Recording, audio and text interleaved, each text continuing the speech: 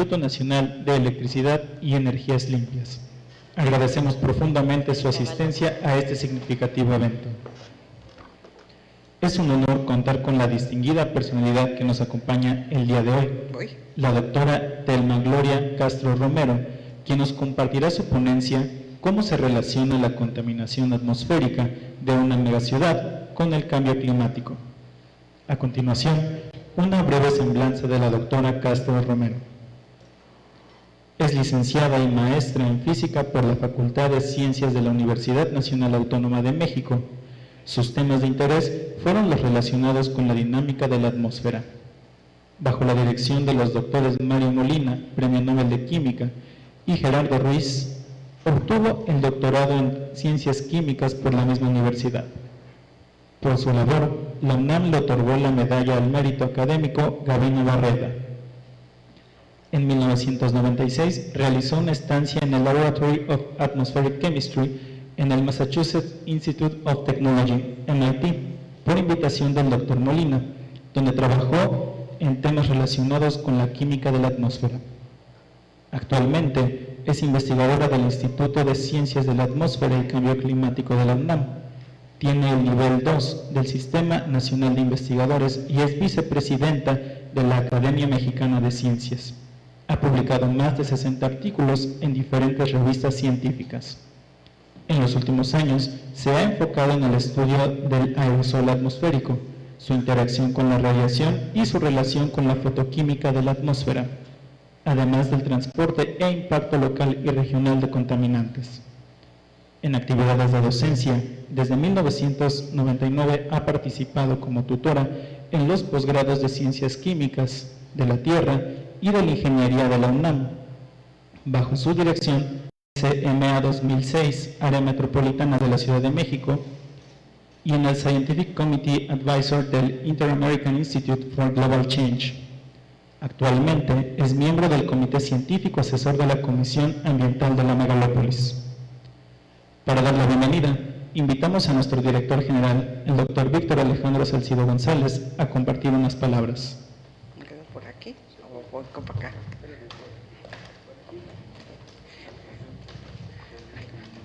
Sale.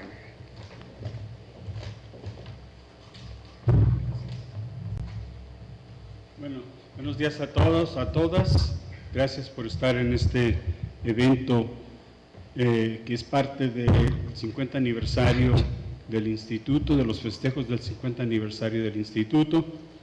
Y bueno, pues en este caso me da mucho gusto poder dar la bienvenida a la doctora Telma Castro, a quien conozco de hace muchísimos años, hicimos la carrera juntos, en fin, todo juntos en la universidad. ¿Sí? Bueno, yo quisiera, pues de alguna manera, que ustedes disfrutaran esta plática, que es una plática realmente hecha con la intención de que la gente entienda los problemas que tenemos en cuanto a la contaminación atmosférica y cómo están relacionados con el problema global del cambio climático. ¿Sí? La doctora Castro es un personaje muy distinguido, ¿sí?, en la comunidad científica. Fue directora, además del Centro de Ciencias de la Atmósfera, el cual fue convertido en instituto precisamente durante su gestión. Entonces es interesante, pues yo creo, poder escuchar a personajes que han participado en los cambios en este país. Entonces, bueno, les agradezco mucho y agradezco mucho la presencia de la doctora Telma Castro. Gracias. Sí, y la dejo con ustedes. Gracias. Gracias.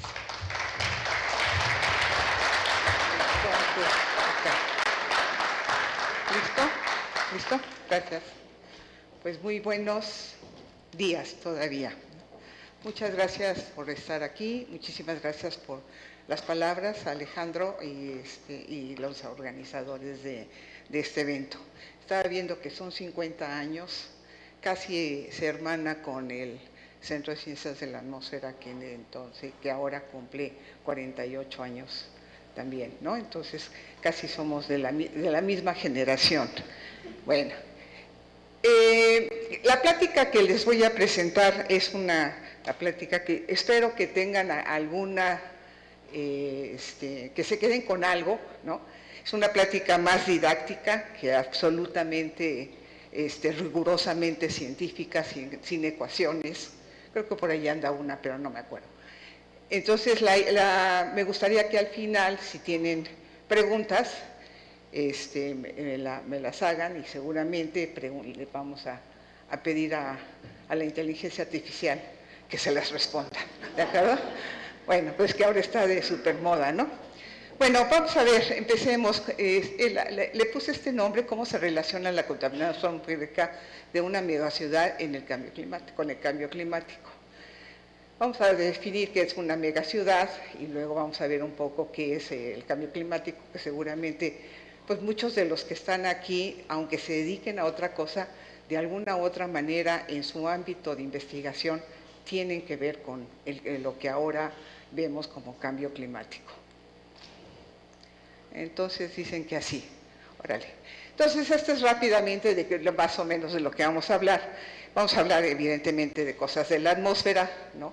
La importancia que tienen las ciencias atmosféricas, la atención, cómo trabajar con ciencias de la atmósfera, puede uno atender problemas nacionales, no quedarse solamente en el ámbito del cubículo, sino que también uno puede mirar para ayudar a nuestro país que realmente lo necesita, ¿no? Estudiar la atmósfera es multidisciplinario, interdisciplinario, no se puede uno quedar solamente en algo muy en concreto, verlo como un fluido y solamente quedarse ahí, sino ver todo lo que uno puede hacer con las aplicaciones en la atmósfera y cómo se puede estudiar. En general vamos a ver qué es una megaciudad, qué es el forzamiento radiativo, el potencial de calentamiento global, y una cosa que es importante para entender lo que hace la megaciudad es lo que le llamamos la huella ecológica, dispersión de esta huella, y también hay una huella química que se va quedando, ¿no? Y vamos a ver cómo se relaciona el impacto, cómo tienen que ver las megaciudades en la calidad del aire y en el clima. Evidentemente ahí estamos metidos todos nosotros, como a través de las emisiones que hacemos por la cantidad de servicios que tenemos para poder vivir. Y bueno, pues algunas ideas, y si ustedes me dan más, las pondremos en la presentación. Bueno, ¿por qué es importante las ciencias de la atmósfera? Pues la atmósfera no es un gas nada más como lo enseñaron en la primaria, que envuelve a la Tierra, sino que también tiene una dinámica muy especial. Y esa dinámica va a hacer que sucedan varios fenómenos que vemos desde, bueno, las lluvias, que ahora están muy de moda, los huracanes, el viento, etcétera. Entonces, tiene un continuo movimiento en la atmósfera, y además una cosa que es bien importante, eso le gustaría a mucha gente, que no tiene fronteras, ¿no? No nos ponen muros, etcétera, y la atmósfera se mueve como va queriendo en la vida. Pero ahí se evoluciona y ahí suceden cosas como procesos físicos, químicos, biológicos, y una parte importante es que todos estos procesos tienen que ver con la vida de la Tierra y la vida como la conocemos en nosotros. Bueno, eso nos lleva a entender pues cómo hay los mecanismos que hacen que cambie, los eventos que hay de severos del clima, la composición química en la atmósfera, comprender las consecuencias del cambio climático, conocer la alta atmósfera, porque luego lo que sucede muy hasta arriba pues ni lo vemos, entonces conocer algunas de las interacciones que tiene la estratosfera con la troposfera es también importante. Y luego, ya para los que son más matemáticos, físico-matemáticos, tratar de modelar lo que está pasando para adelantarnos para adelantarnos a comprender algunos de los procesos que hay. Para eso nos sirven bastante los modelos, ¿no? Una de las cosas que les decía que es importante, porque si conocemos este tipo de fenómenos, podemos atender cosas como los problemas nacionales. Ejemplos, lo más clásico y lo que tiene uno en la mente son los huracanes, entender toda la dinámica, entender la termodinámica, entender por qué se están formando, qué movimientos tienen, dónde van a impactar, etcétera, pues eso es bueno para por lo menos alertar a la población y tomar algunas medidas. No es que se puedan pronosticar o no, sí se puede seguir hacia dónde van a ir, la trayectoria, etcétera, con los modelos y el conocimiento de la termodinámica también. Se puede saber por dónde va a ir un huracán y cómo va a impactar, y las categorías 1, 2, 3, 4, 5, etcétera, sí se puede hacer, y entonces es una parte bien importante que podemos atender, algo que le llamaríamos seguridad nacional. Las inundaciones también se pueden, a través de los radares, etcétera, también se pueden ver dónde va a caer más la lluvia, por qué va a caer allí, etcétera, ¿no? Sequías, mareas de tormenta, etcétera. Y luego tenemos la calidad del aire, ¿no? Que pues la calidad del aire no solamente se estudia para las ciudades, etcétera, también hay emisiones rurales, ¿no? Por ejemplo, el metano es un gas de efecto invernadero, que lo vamos a ver, que también se produce en la parte rural a través de por ejemplo, las vacas cuando hacen el proceso de rumiar, producen mucho metano, que están ahí pasando y pasando y pasando su alimento y haciendo todo un proceso que es bonito, pero yo no lo entiendo todo del todo, pero emiten bastante metano, ¿no? En fin, grandes lugares, por ejemplo, los sembradíos de arroz que mantienen mucho el agua, etcétera, también ahí se produce metano. Bueno, entonces vamos a ver qué es lo que pasa. Pues bueno, tenemos que ver calidad del aire, porque tenemos, al final, los que estamos estudiando la parte de la atmósfera, podemos estar como muy contentos viendo la química, la física, la biología, la sociología, etcétera, aplicadas, ¿sí? Pero al final, una de las cosas que nos interesa es conservar, ver la salud humana, la de los ecosistemas, para que estemos en equilibrio, ¿no?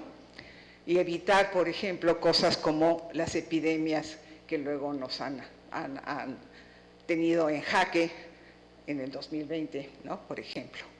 Bueno, y entonces también que vamos a ver con el cambio climático, pues si entendemos qué está pasando, cómo se sobrepone el cambio de la temperatura a nivel de la superficie, a nivel mundial, pues podemos ver que haya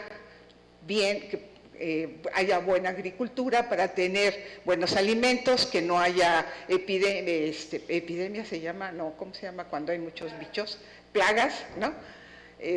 Plagas, y que se acabe el alimento que se formó, etcétera. Entonces también eso tiene que ver con la seguridad alimentaria, el crecimiento económico. Vamos a ver que no a todas las sociedades nos pega igual, a algunos o a otros, el hecho de que esté sobrepuesto todo el cambio climático, porque las personas que tienen más recursos económicos tienen más manera de defenderse ante procesos que acrecentan por la presencia del cambio en el clima, ¿no? Etcétera. Bueno, vamos a ver qué son las megaciudades. Esto creo que para mí ya ha superado la definición, pero es la definición que actualmente se usa, ya hace mucho tiempo que salió. Una megaciudad, La Habana, se va a definir como una ciudad o un lugar donde hay concentrado 10 millones de habitantes.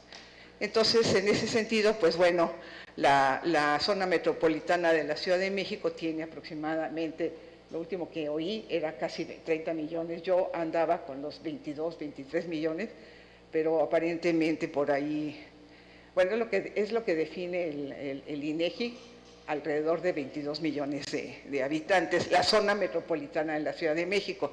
Entonces, como ustedes pueden ver, por aquí anda la Ciudad de México, por ahí anda la Ciudad de México, y pues tiene más de 20 millones, entre 20 y 30 millones. Pero una de las cosas que sí se puede ver es que están muy concentradas en la parte de Asia, ¿no? Y entonces, bueno, esto va a tener también una repercusión importante, porque la parte de Asia, ahora, como ustedes pueden ver, una producción de todo lo que tenemos mucho en casa, hasta tal vez este aparatito que tengo, pues viene de alguna parte de Asia, ¿no? Entonces, estas ciudades van a crecer todavía más, ¿no? Y entonces, bueno, lo que se comenta es que en el mundo existen 36 megaciudades, áreas donde les dije que venden más de 100 millones, ¿no? Bueno, pero como ven, del orden de 21 se ubican en Asia e India. Y bueno, pues ahí arriba también les muestro que, bueno, acompañado con el crecimiento de las ciudades, va acompañado el crecimiento de la población, ¿ok? La que sigue. Bueno, vamos a irnos a unos conceptos muy generales. Eso lo pueden ver en cualquier libro. Vamos a ver qué se llama el forzamiento radiativo. ¿Sí? Es el cambio en el balance energético del sistema debido a alguna perturbación. Pero vamos a ver qué pasa. Este es nuestro sistema climático. Y como pueden ver, siempre, como les decía, la atmósfera no tiene fronteras y va a interaccionar con cualquiera de estos compartimientos, y estos compartimientos a su vez interaccionan también entre ellos, ¿no? Entonces, bueno, pues ahí en una caricatura tenemos el océano o el mar, ¿no? Tenemos las montañas, los glaciares, la nieve, etcétera, las nubes, el sol y la tierra. Todo eso está siempre en balance y está interrelacionado, ¿no? Bueno, como todos saben, desde la primaria nos dijeron que el sol es la estrella que produce calor, energía para la Tierra, ¿no? Bueno, entonces, ¿qué es lo que pasa? Mientras todo esto esté en balance, pues las cosas van bastante bien, pero aparece algo que es el hombre. Y entonces empieza a haber ciertas pues demandas de servicios, y entonces empieza a haber emisiones a la atmósfera. Mientras esas cosas no cambien la composición de la atmósfera en una forma importante, pues también entra en una situación de balance. Sin embargo, esto ya ha estado cambiando, pues vieron cómo también va aumentando la población. Este es un cuadro que es muy famoso, digamos así, que es qué tipo de cosas hacen o qué tipo de componentes hacen que cambie, que haya un cambio en la temperatura de todo esto.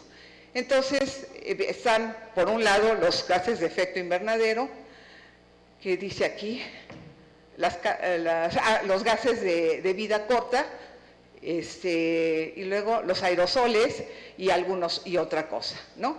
Entonces, como pueden ver aquí ustedes, es el forzamiento radiativo junto con cómo va en estos, que los gases de efecto invernadero, el mayor componente que hace que cambie la temperatura es el CO2, ¿no?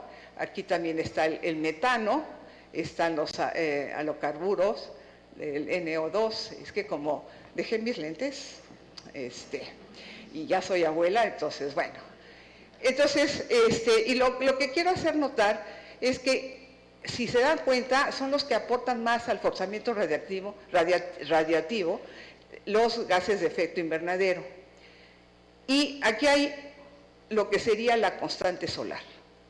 Entonces, muchos de los que están en contra de que hay un cambio en el clima son cambios naturales en el sol, como por ejemplo las manchas solares, que tienen un ciclo de 11 años, que está perdiendo más rápidamente energía, y que llega más a la Tierra, pero luego vuelve a haber otro tipo de combustión, etcétera. Y entonces lo que ellos sostienen es que son por procesos naturales. Pero aún cuando nada más fuera la parte natural, ustedes ven que la parte del sol, la constante solar, tiene un pequeño componente de calentamiento de la atmósfera comparado con los gases de efecto invernadero. Y con respecto a los aerosoles, hay como mucho que investigar, porque tiene una parte que podría ser la parte negativa, ¿no? Y eso, ¿qué es lo que sucede? Pensemos nada más en los aerosoles, son pequeñas partículas que andan suspendidas en el aire, pequeñas, menores de 100 micrómetros. Y entonces, eso nada más por pensarlo así, sin meterse más en henduras, piensen que tiene masa, ¿no? Y eso, pues son millones y millones, entonces llega la radiación, llega a la superficie de esas pequeñas partículas y no deja pasar la radiación hacia abajo. Entonces hay un proceso de enfriamiento. Pero también hay un proceso de calentamiento. ¿Ese cómo es? Aquí dice CN, que es el carbono negro. Las partículas, por ejemplo, las que salen de las chimeneas, bueno, no, de los escapes o de las mismas chimeneas, los escapes de los vehículos o las chimeneas, las partículas iniciales son muy negras. Le llamamos que tiene, entre comillas, hollín, ¿no?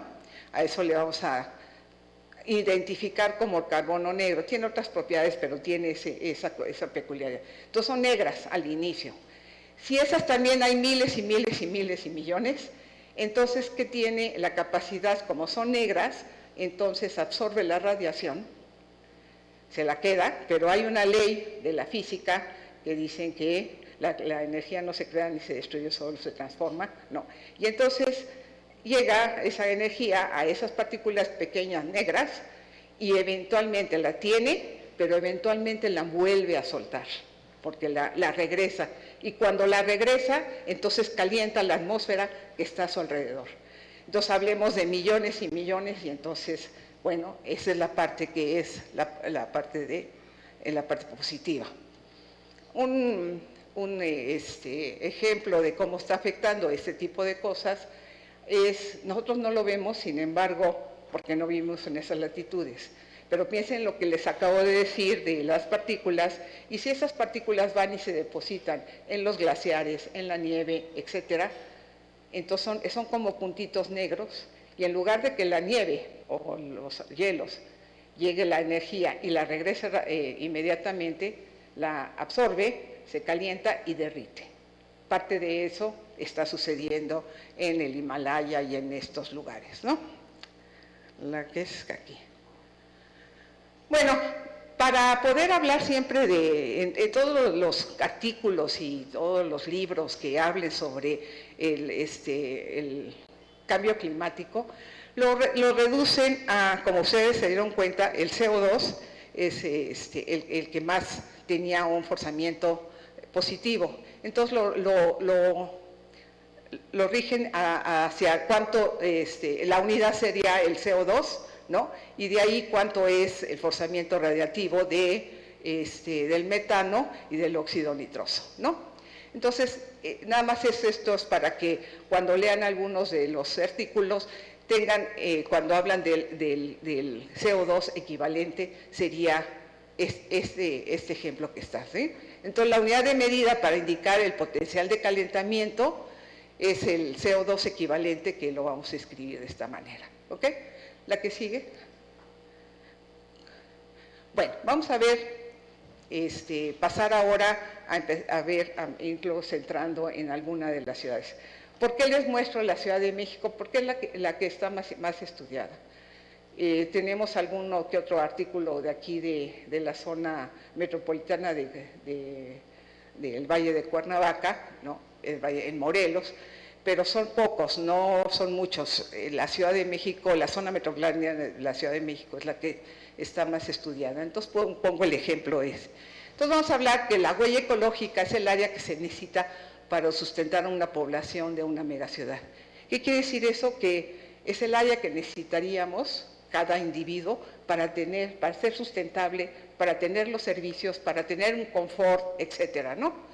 Y entonces, bueno, se habla de la biocapacidad, ¿no? Entonces, lo que se dice, estos son datos para la Tierra en general, para nuestro planeta. En el 2019 había esta cantidad de millones de hectáreas de tierra, agua biológicamente productiva en la Tierra. Entonces, lo que hacen dividiendo por el número de personas vivas en ese año, que eran del orden de 7.700 millones, se obtiene que necesitaríamos 1 hectáreas globales por persona. O sea, para que nosotros tengamos buen confort y sea sustentable todo y que no nos falte agua, no nos falte comida, etcétera, tendríamos 1.6 hectáreas por persona. Pues eso es como que seguramente la hay, pero en las ciudades no tenemos eso. Entonces, ¿qué es lo que pasa, no? Bueno, y además hay que acordarnos que también no somos solamente nosotros, también hay las especies, todos los animales, las plantas, etcétera, que también tienen que vivir en esta área, ¿no? Entonces yo hice un ejemplo ahí, más o menos desde lo que es el área metropolitana de la Ciudad de México. Aquí está la Ciudad de México y luego sus municipios conurbados, y toda esta área aproximadamente, yo a un cálculo rápido, son como 60 por 40, eso es más o menos lo que siempre manejamos en los libros, en los artículos. Y entonces lo que pasa es que haciendo todo este cálculo, entonces el área metropolitana de la Ciudad de México, para ser sustentable, necesitaría algo así como 500,000 kilómetros cuadrados, ¿no? Y para que se den una idea, pues tendríamos que tener el área de Chihuahua, Sonora y Tamaulipas. Entonces, pues se dan cuenta, en este pedazo viven 25 millones de habitantes, ¿no? Entonces no somos nada sustentables. Y como ven, pues la población va a seguir creciendo. La que sigue, por favor. Y luego después vamos a ver cómo esa parte, qué es lo que llega a pasar, ¿no?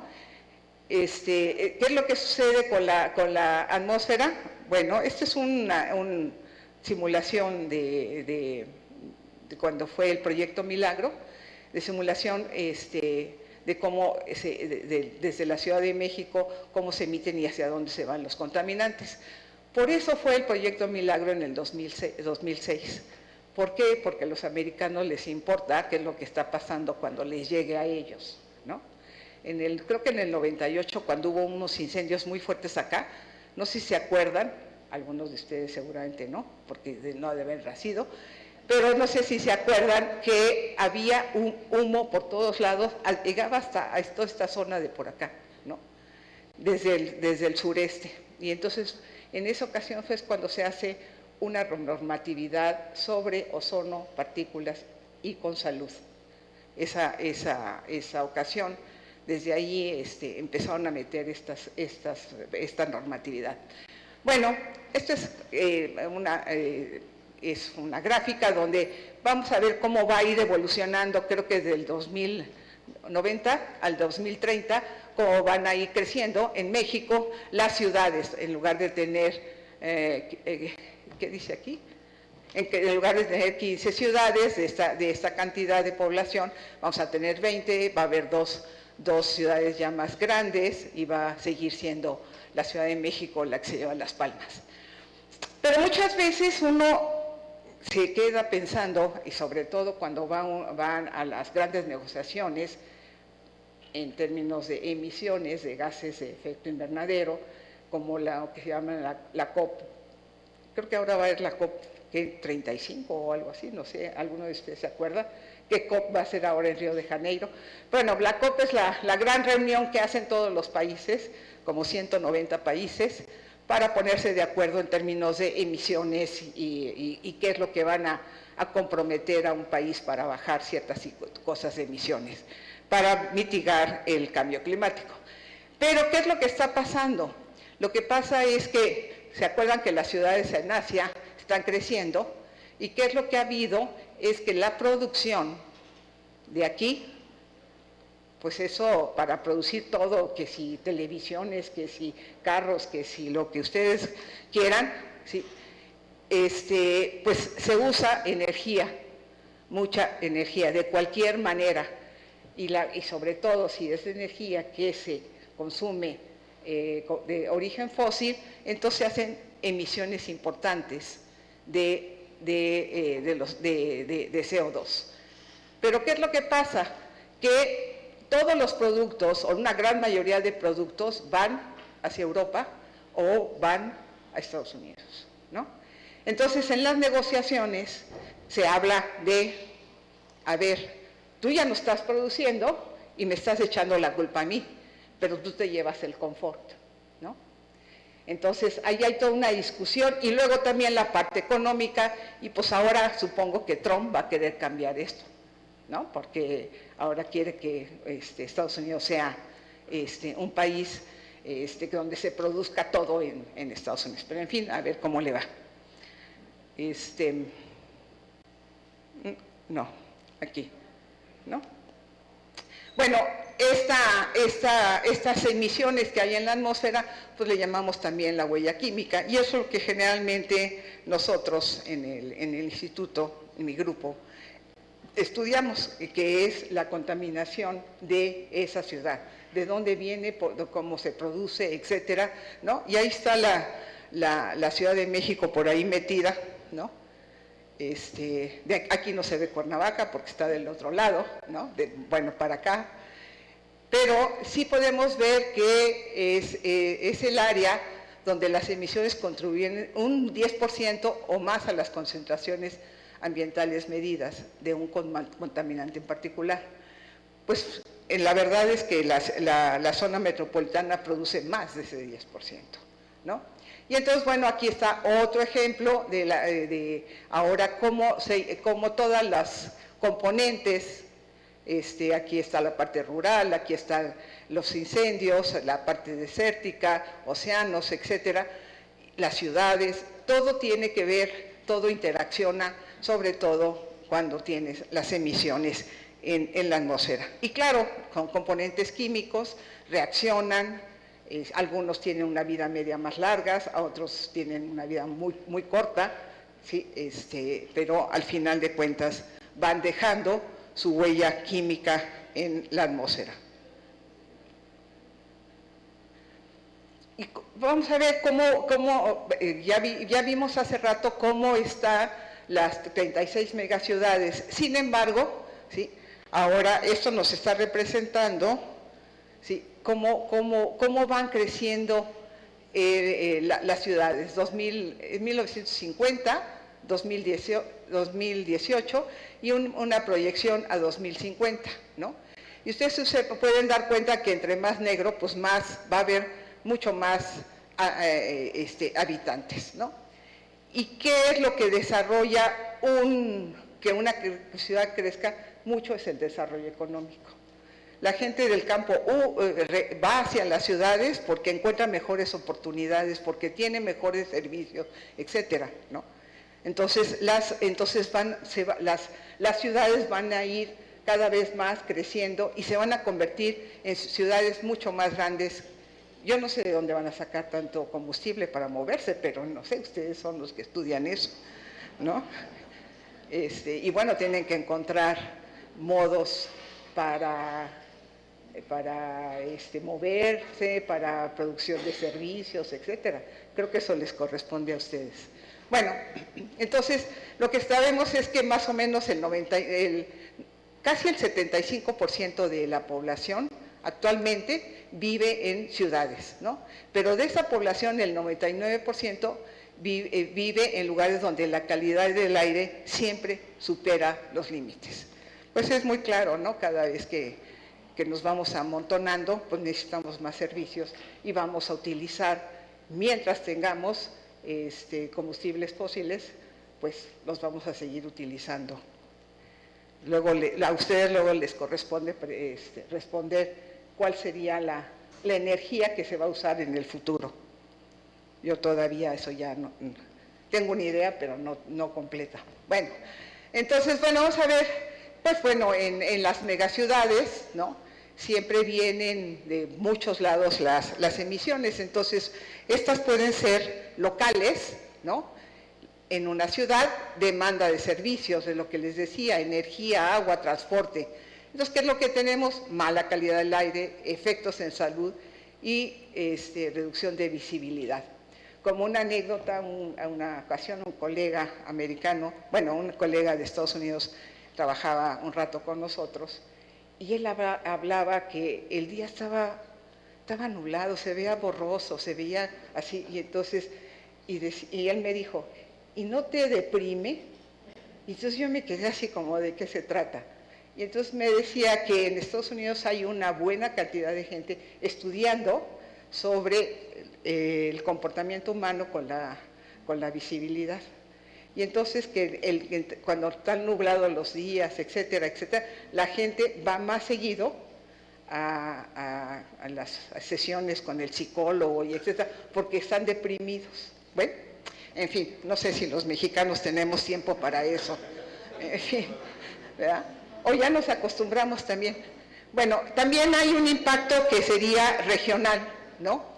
Tenemos una ciudad y esto evidentemente va a salir de ahí y le va a llegar de otros lados, como vemos, ¿no? Tenemos las erupciones volcánicas, también tenemos grandes incendios. Ahorita dicen que así en la mañana, Europa se quema. Bueno, no es toda Europa, pero parece que en España y Grecia hay un montón, hay unos incendios importantes. El año pasado, los que estuvieron en la zona de California, etcétera. Todo eso pues va a ir cambiando, ¿no? Entonces, en forma regional, los contaminantes emitidos son transportados hacia otra forma. También hablamos, ahí hay una cosa que se llama la lluvia ácida, que trae como consecuencia degradación de los ecosistemas y cambios, empieza a haber cambios en el clima regional, ¿no? Y luego, pues, todo lo que se produce a nivel global también, los gases y los aerosoles pueden modificar el clima de la Tierra, ¿no? Entonces, bueno, desde el smog de las ciudades hasta el humo de los hogares, la contaminación del aire representa un riesgo para la salud y el clima, ¿no? No solamente nos debemos de quedar que representan un riesgo para la salud, esa es un área sumamente importante, hay poca gente trabajando en eso en México, salud pública tiene algunas personas, ¿no? Pero sí es importante eso. Pero también el clima, pues nada más vean que para nosotros ver el todo, día a día hablamos cómo está el estado del tiempo. Si decimos cómo está el clima, estamos cometiendo un error de acuerdo con los meteorólogos, ¿no? Es el estado del tiempo. Entonces, bueno, pues que va a llover, que no va a llover, que hace calor, etcétera, ¿no? Y el clima es cuando ha pasado ya mucho tiempo, entonces podemos hablar de un clima cálido, seco, semiárido, etcétera, con esa clasificación que le dan al clima, ¿no? Y entonces el cambio climático ahora han puesto un margen de tiempo para estudiar los fenómenos, al menos que tengan 20 años, ¿no? Entonces ya hay suficientes datos en todas las variables y entonces empiezan a hacer correlaciones de cómo se está afectando el clima. Bueno, entonces, esta es otra caricatura de toda la interacción que tienen las emisiones de todo esto, ¿sí? Y entonces, como les decía, al final de cuentas hay emisiones de lo que llaman primarias, que son directamente emitidas de la fuente, y las emisiones secundarias son una vez que están en la atmósfera, entonces reaccionan con otras cosas que hay, con todos los ciclos, y van cambiando lo que sería la composición de la atmósfera. Entonces, bueno, en este caso, vamos a irnos a una parte que se llama un gas de efecto invernadero, también es ozono, que es algo que se produce mucho en las ciudades, y las partículas.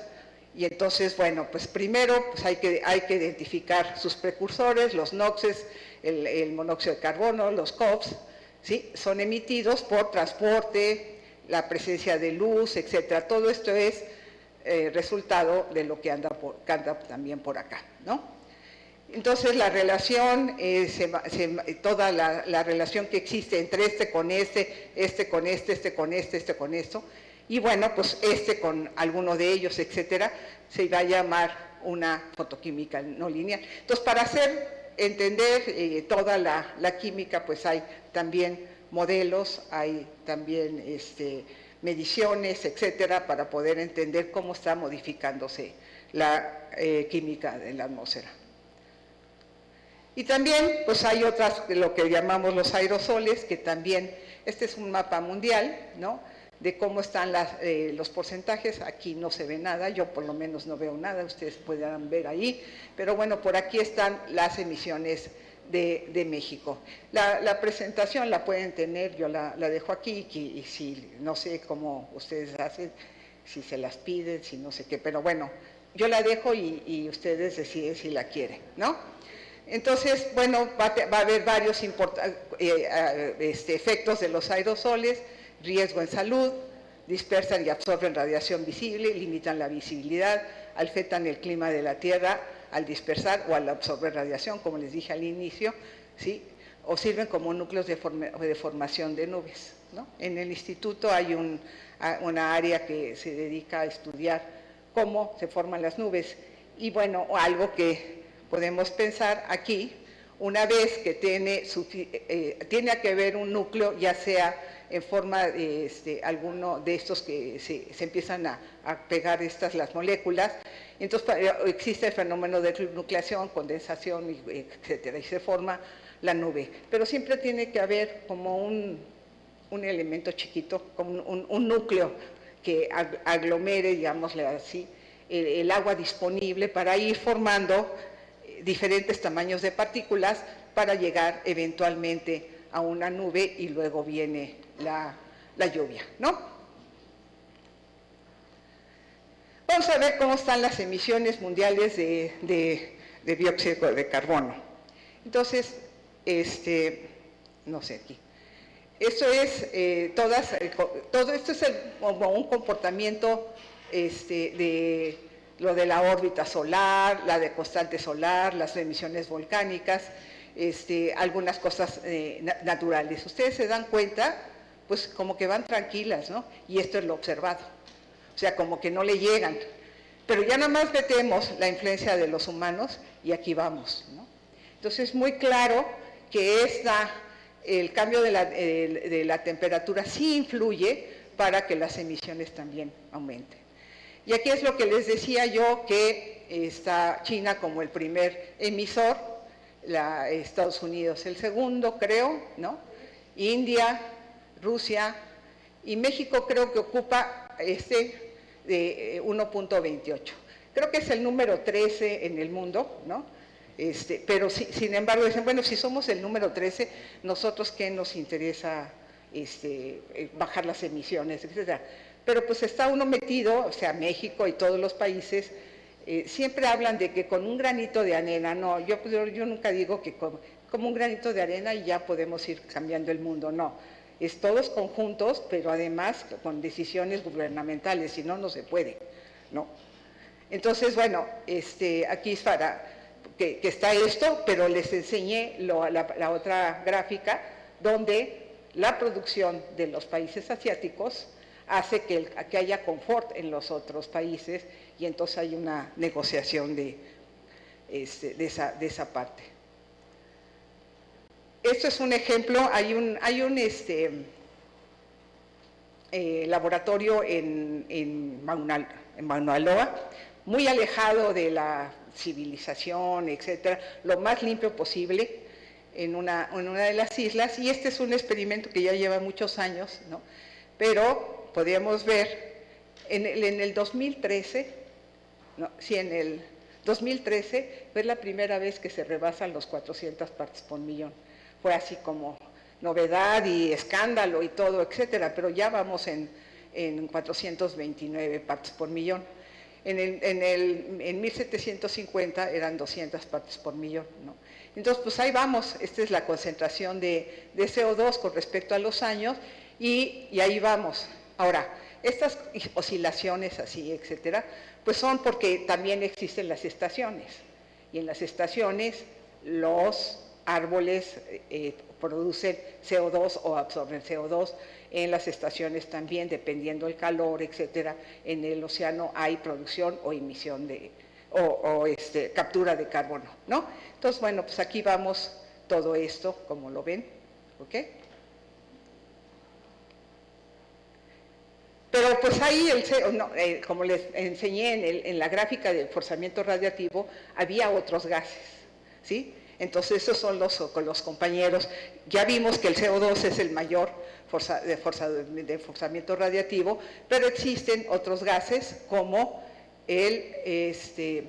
como acá, como el ozono, los hidrocarburos, el metano, el carbono negro, ¿no? El óxido nitroso.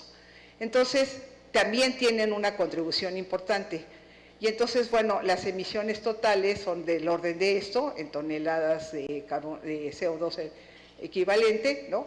Y ahí viene una parte de porcentajes, que es lo que produce CO2 y pues ustedes deben de estar metidos entre esto y esto. Entonces hay que cambiar este porcentaje y este porcentaje, por lo menos creo que esa es la responsabilidad de los que están en este instituto, ¿no? Entonces hay que buscar qué estrategias para reducción de las emisiones de estos contaminantes, como el carbono negro, metano, pero no a costa de reducir la presión para tomar acciones sobre las emisiones de CO2. ¿Por qué? Porque efectivamente decimos, bueno, a ver, quiten todo el transporte público y a caminar, se ha dicho, ¿no? Entonces, bueno, eso son decisiones ya extremas. Entonces, siempre tiene que buscar uno el balance, y yo creo que no es fácil para los tomadores de decisiones. Por eso yo no soy funcionaria, ¿no? Bueno, ¿ok? Pero hay otra parte. Aquí el doctor Salcido ha estudiado mucho esta parte de la isla de calor, ¿no?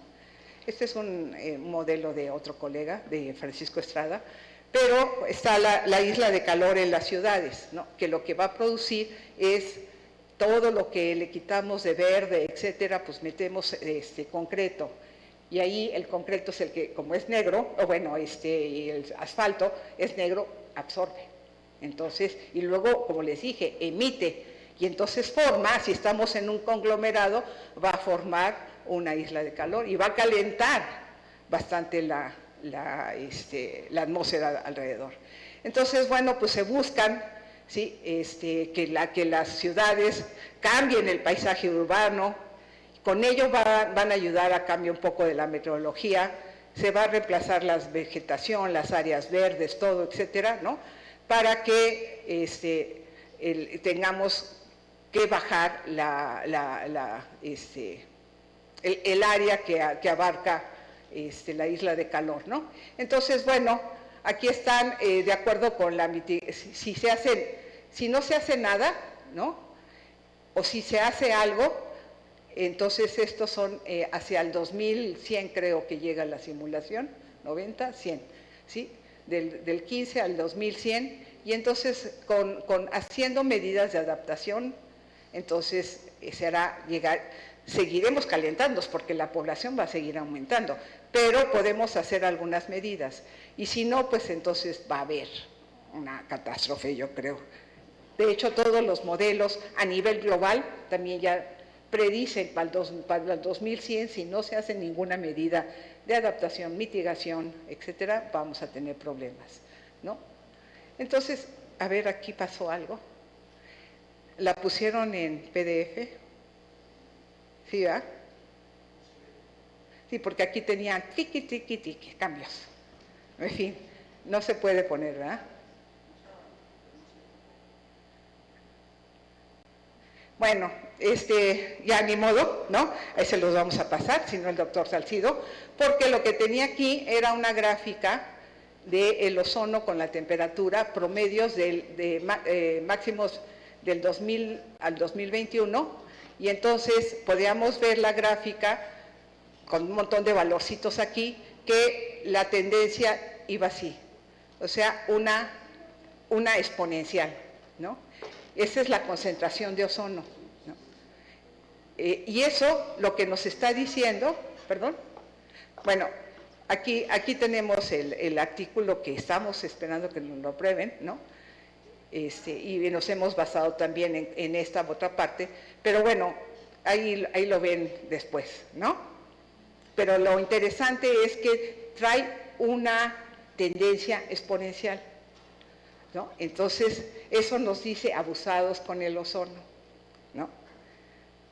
Ahora, recuerden que el ozono es un gas que no es de las emisiones primarias, se forma en la atmósfera por otra reacción. Y además no se forma porque hay mucha temperatura, sino hay una serie de precursores de ozono que sí dependen de la temperatura, como los compuestos orgánicos volátiles. Y entonces ese precursor aumenta la concentración de ozono. Y entonces este es un ejemplo nada más de qué pasaba con el ozono, con la temperatura, y lo vimos que era una situación exponencial. Entonces eso va a seguir si no se toman medidas, ¿no? Bueno, la mala calidad del aire y el cambio están relacionados. Como ya espero que les haya quedado claro que si quemamos combustibles fósiles se libera contaminantes a la atmósfera y gases de efecto invernadero. Por lo tanto, reducir la contaminación del aire que viene de las fuentes va a mejorar la calidad del aire, ¿no? Y al mismo tiempo vamos a ir mitigando las emisiones de CO2 y vamos a impactar en el cambio climático. Otros agentes que son relevantes en el clima son los contaminantes de vida corta, como el ozono y el carbono negro, ¿no? Y de la que traen las partículas. De vida corta es que porque el CO2, si hay una molécula de CO2 que va por ahí y no reacciona con nada, entonces tarda como 500 años para desaparecer. Pero una de ozono, pues en un día, 2 días ya cambió rápidamente, ¿no? Entonces, por eso le llaman contaminantes de vida corta, pero tiene su aporte al calentamiento global. Además, la contaminación del aire están también las partículas, ¿no? Que esto es todo un tema. También, como les decía, contribuye a un calentamiento a la atmósfera del carbono negro. Entonces, ¿qué es lo que tenemos como tal? El impacto de las nubosidades sobre el clima está dominado por las emisiones de gases de efecto invernadero de larga duración, sobre todo el CO2, y este impacto aumentará en el futuro si se duplican, etcétera, ¿no? Entonces, bueno, esa es la manera como está conectado el proceso de la contaminación en las megaciudades con el impacto a cambios en la temperatura, ¿no? ¿Qué más? Bueno, vamos a ver si aprendimos algo, ¿no? Entonces, ¿qué tenemos que hacer? Es abordar eficazmente los problemas de calidad del aire, ¿no? Pero esas cosas no solamente son por cuestiones personales, es toda una sociedad la que tiene que entrarle a este problema. No puede ser una sola persona, no puede ser solo el gobierno, sino es toda la sociedad. Y si no reclamamos, pues a esto continúa. Y un resultado sería llegar a estrategias de control integradas que sean bien implementadas, adoptadas y de todo el público, ¿no? Bueno, para hacer todo esto, entonces tenemos que ver, como les decía al inicio, con un enfoque multidisciplinario, ¿no? Y que hay que tener estrategias, no puede ser nomás así porque ¿qué se me estará ocurriendo?, ¿no? Sino es toda una discusión sobre estrategias, ¿no? Entonces tenemos que ver cómo se interaccionan los sistemas humanos y naturales, todos están unidos, ¿no? Se tiene que hacer una modelación de todo esto, el cambio climático y todo sobrepuesto para que se entienda más el problema, porque recuerden que el sistema climático siempre está interrelacionado, ¿no? Hay que ver el riesgo que existe, si esto aumenta o esto disminuye o esto, etcétera, hay que ver el riesgo, ¿no? Y bueno, pues tendríamos con eso una prevención y una respuesta, ¿no? Entonces, ¿qué es lo que tenemos que hacer? Pues estudios bien estratégicos, buscando discusiones, soluciones al problema, ¿no? Y entonces, al final de cuentas, nuestras investigaciones, nuestra discusión, etcétera, como sociedad, como investigadores, etcétera, podríamos llevar a toma de decisiones interesantes. Pues entonces, hay algunas cosas que se han hecho bien, ¿no? Entonces, en la industria, pues hay que buscar lo de las tecnologías limpias que reducen las emisiones. Pero siempre les digo a mis alumnos, a ver, vamos a pensar en el Olina, ¿se llama? El nuevo o línea, ¿no?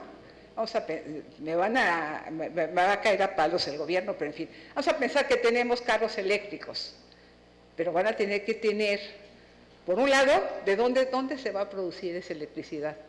¿No? Aunque sea ya en Chicoacén o no sé dónde, o en Cerro Prieto, de algún lado tiene que venir esa electricidad. Entonces tiene que tener ahí energía limpia, ¿no? Si no, pues entonces, aunque se produzca acá en Tula, ¿verdad? Pero traigo mi carro eléctrico. O sea, tiene que integrarse eso. La otra, va a haber baterías. Entonces hay desecho de baterías. Entonces ahí hay un problema también que hay que irle viendo, buscando, etcétera. Tal vez en las ciudades baje las emisiones, ¿sí? Pero vamos a hacer otra vez, el problema lo vamos a llevar a otro lado si se siguen usando combustibles fósiles, ¿no? Entonces, todas esas cosas, como se dan cuenta, pues no son fáciles, pero tampoco imposibles, ¿no? Bueno, hay que garantizar el acceso por parte de la energía a soluciones de esto de energía limpia que les estaba yo diciendo, que sí se ha hecho en algunos lugares, pero falta bastante. El transporte urbano, pues han cambiado las redes de peatones, ciclistas y viajes interurbanos. No es fácil, de repente, eso es lo que me dijeron y francamente me sorprendí. Yo uso mucho en la avenida Insurgentes porque vivo en el sur y voy a la universidad. Y me encuentro de repente pues una ciclovía, ¿no? Y entonces, mientras pasa uno por la zona de la universidad no hay mucho problema, pero cuando empieza uno a embotellar, más adelante está el Metrobús, está un carril para los automóviles, está otro para que cargan y descargan la Coca-Cola, el pan, lo que sea, ¿no? Y luego la ciclovía. Y entonces todo se empieza a reducir y entonces la efectividad de los motores va cambiando, entonces las emisiones son mucho más grandes. Entonces le dije, ¿por qué no la metieron como solución en unas vías alternas para llegar al mismo lado? Aunque la bicicleta dé un poquito más de vuelta. Y entonces es por petición de las asociaciones de bicicletas, dijeron, queremos ir por Insurgentes, pues les ponemos una por Insurgentes. Y así, creo que el doctor Peralta les habló a través de las ciclovías, y eso es un problema. Pero en fin, hay muchas ideas, ¿no? Una cosa que pasa mucho, que es que pues las ciudades empiezan a crecer como sea. Entonces, bueno, buscar la planificación, la planeación urbana, planificación urbana energética de los edificios, es algo que la doctora Sheinbaum quiere, que se meta edificios inteligentes para que manejen su electricidad a través de cosas solares, etcétera. Bueno, ahí tienen ustedes bastante que hacer, ¿no? Y bueno, pues hay que ver cómo se genera la energía, ¿no? Que han sido algunas cosas como la solar, la eólica y la hidroeléctrica, pues son energías bastante limpias, ¿no? Y luego manejo de esto, que luego se nos olvida mucho, los residuos.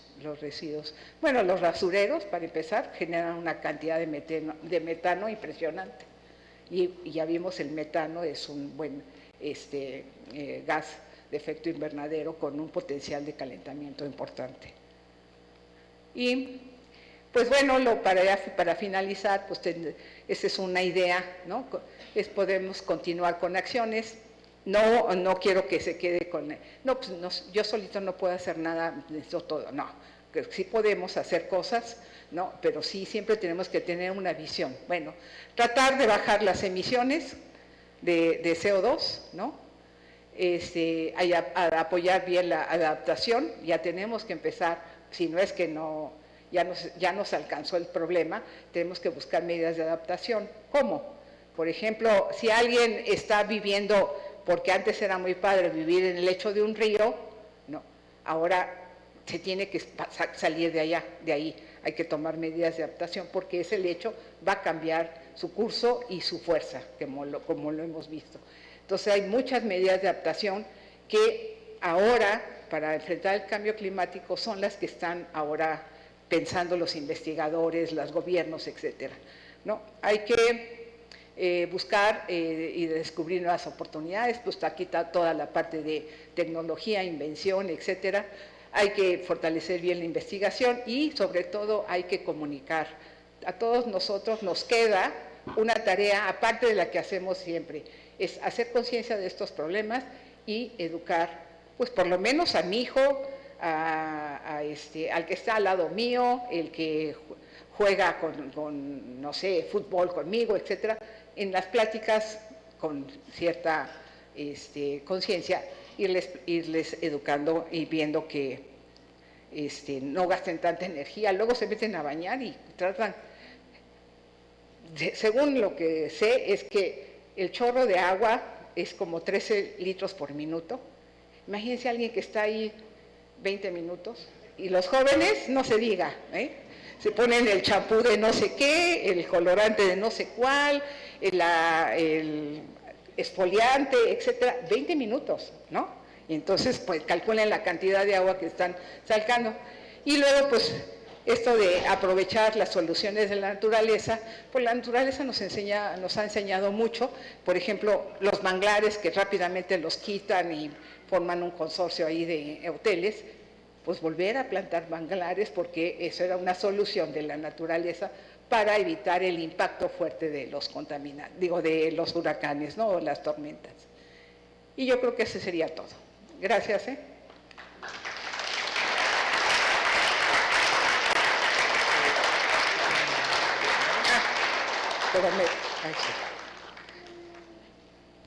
Muchas gracias, doctora Telma Castro, por su interesante ponencia.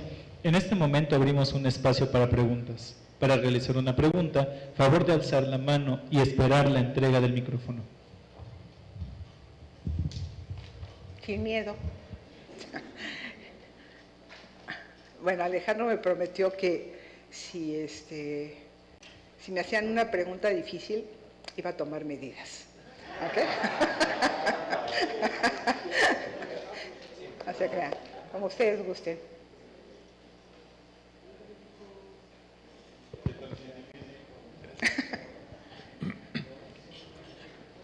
Buenas tardes, doctora. Un privilegio tenerla por aquí en el INEL. Gracias. Con relación a los resultados de la simulación que mostró del proyecto Milagro y que se observa que la dispersión de contaminantes va hacia el norte de la Ciudad de México, ¿es preponderante esa dispersión hacia el norte? Esa simulación fue para el mes de marzo, que es cuando tuvo efecto el proyecto Milagro. Todo el mes de marzo fue cuando se hicieron las mediciones. Entonces, va a depender evidentemente de la estación del año,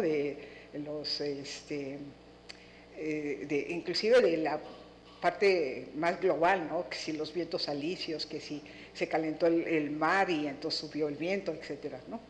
Pero esta simulación es exclusivamente para el mes de marzo. ¿Y en algún momento podríamos esperar la exportación de contaminantes hacia la región del estado de Morelos? Sí, ya, y eso ya está más o menos, hay artículos que prueban esa parte, de que hay misiones de la Ciudad de México que llegan a Morelos, y también de Morelos que entran por el canal de Chalco, por ejemplo, ¿no? Eso sí, ya hay ejemplos de eso, ¿no? Muchas gracias por la presentación, muy interesante, doctora. Gracias por estar con nosotros. Tengo por ahí una pregunta, yo espero que no tenga efectos con el doctor Salcido. Okay. No, a mí se me hace muy interesante que las partículas, las PMs, son de las que ocasionan estos efectos en el clima. Las partículas 2.5 o 10, las que sean, envejecen. ¿Qué efecto tienen en el clima? Ok. Por ejemplo, las primeras emisiones, las que hablaba yo de los escapes de los automóviles o chimeneas, ¿sí? Son como un rosario así de pequeños pedacitos, y son fundamentalmente su composición es carbono negro, ¿no? Entonces luego pasan a la atmósfera y ahí van caminando y se les va adhiriendo, como pegando las otras especies que hay ahí en el camino. Entonces, entre más viejas, lo que se hacen es con unas más grandes, se llenan más de sulfatos y entonces se vuelven más blancas y entonces tienen ahora el efecto de absorben. de Al enfriar, contrario. que ya no absorben como las negras, ¿no? Ok. ¿Ok? Ese es el efecto del envejecimiento. Sí. Con las partículas más grandes, no sé, de 10 Ajá. micrómetros o más tal vez, entiendo que interactúan más con la longitud de onda de la luz más grande, ¿no? Ultravioletas, no sé qué rango sea. ¿Hay algún efecto de resonancia entre las partículas? No. A ver, aunque sean grandes o que sean chiquitas, interactúan con la luz. Sí, pero la luz tiene un espectro. Sí, pero dependiendo de la composición, va a absorber más en el infrarrojo, en el visible o en el ultravioleta. Correcto. ¿No? Pero dependiendo fundamentalmente de la composición, no del tamaño. No. El tamaño no afecta. No, esa parte no la afecta. O sea, la longitud de onda que llegue la partícula, mi pregunta era, es más de ignorancia. Sí, es más. No hay resonancia. Es más de composición química. Ok. ¿Ok? Muy bien, gracias. Ok. Muchísimas gracias, doctora, por su presentación. Creo que nos ayuda a tomar cierta conciencia que a veces pasa casi desapercibido en nuestro día a día.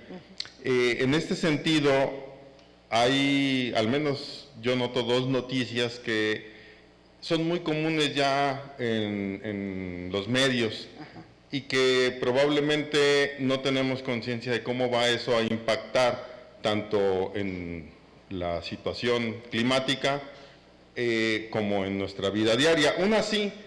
Una me refiero a cuando hay emisión de cenizas volcánicas, sobre todo las del Popo. Esa ya más o menos nos tienen muy aleccionados, ¿no? De que cuiden, que no salgan a correr, que un montón de cositas y cuidado con las cenizas. Pero hay otra que cada vez es más común y como que ni caso le hacemos, no sé por qué. Cuando avisan que hay arenas del desierto del Sahara que están ingresando a la región. Entonces, estas dos situaciones, ¿cómo impactan y qué cosa deberíamos considerar los habitantes de la región para tomar las previsiones correspondientes? Bueno, si nos llega las partículas del desierto del Sahara, generalmente lo que se ha visto es que llegan más a la zona de la península de Yucatán y un poco hacia el Golfo. Es donde llegan. Esas partículas lo que se supone que traen mucho más son y esos metales lo que llega a pasar es que si hay suficiente cantidad de vapor de agua, llegan a formar cristales para formar luego nubes o núcleos de condensación para cambiar. Ahí cambia un poco el régimen de lluvias. Porque dependiendo, entonces recuerden que les dije, el núcleo, necesitamos alguna basurita, llamémosle así, para que empiece a condensar el agua en alguno de los núcleos. Y entonces eso lo que hace es que puede cambiar el régimen de ahí de lluvias.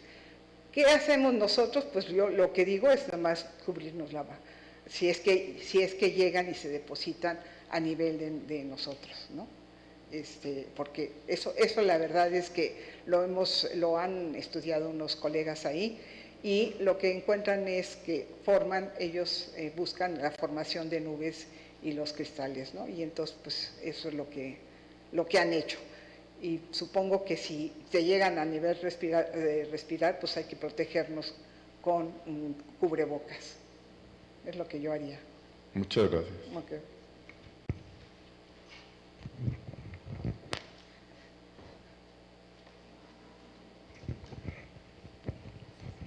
Muchas gracias, doctora, por su presentación.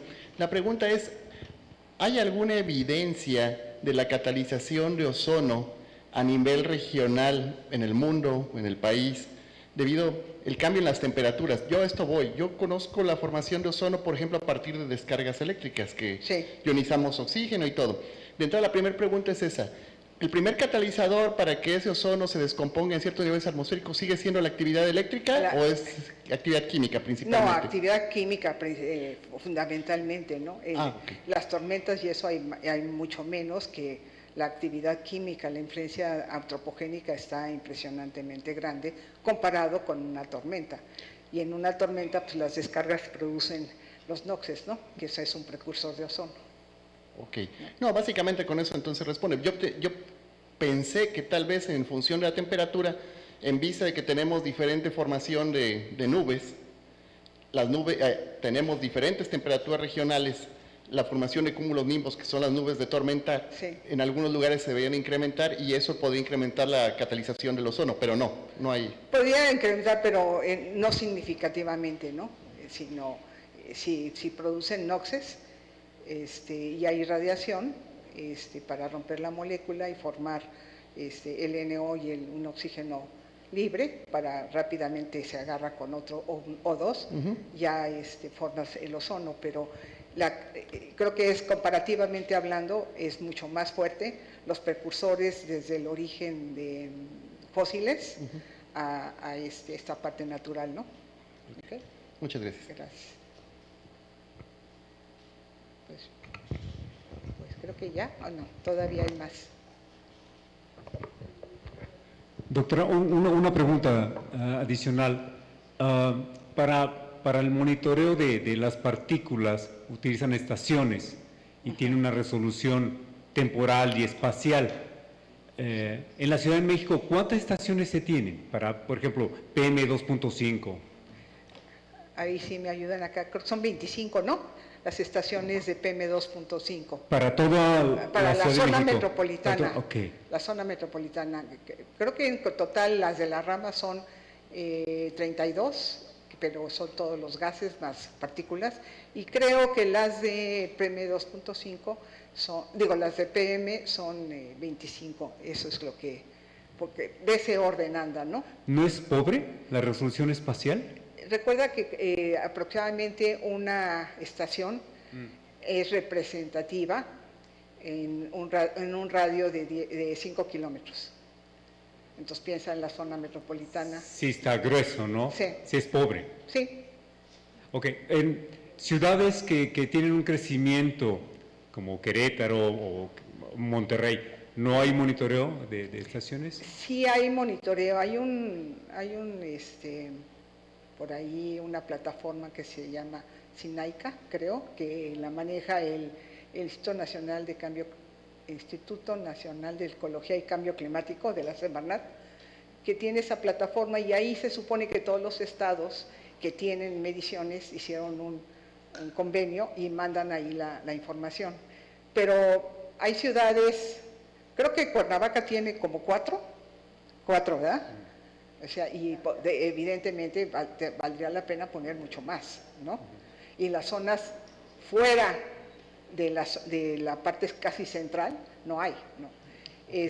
Luego hay muchas ciudades que tienen una, y lo que hay falta son muchas capacidades para, tanto económica, pero también Sí. capacidades humanas que no saben, que no tienen quien las maneje, quien entienda, y entonces muchas ocasiones hemos encontrado equipos empacados, porque no hay capacidades humanas.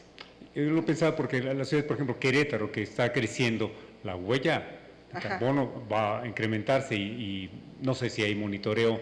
Yo decía que Sí hay monitoreo. una resolución suficiente. No. Ok, no, suficiente, ok. no. ¿Y temporalmente cómo es el monitoreo? Lo hacen diario y cada minuto lo toman, es así, en general están así los analizadores, pero promedian a 1 hora. Y el dato que uno tiene casi siempre en las plataformas es 1 hora. Si bien le va a uno, 1 hora. Muy bien, muchas gracias. ¿Sí? Ok, gracias. Pues ya vamos a comer. Para concluir, haremos entrega de un reconocimiento a nuestra invitada como muestra de gratitud por su ponencia. Después, procederemos a la toma de la fotografía oficial conmemorativa en este escenario. Pues ahí, ok.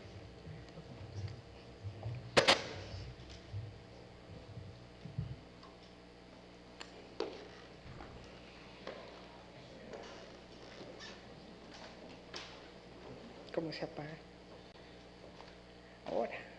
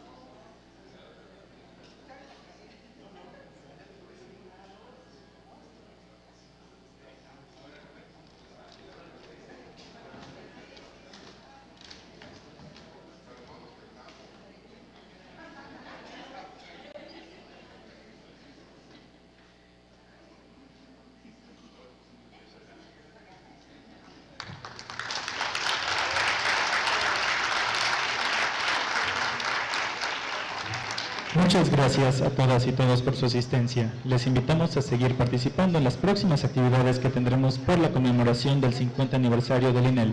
Que tengan un excelente día.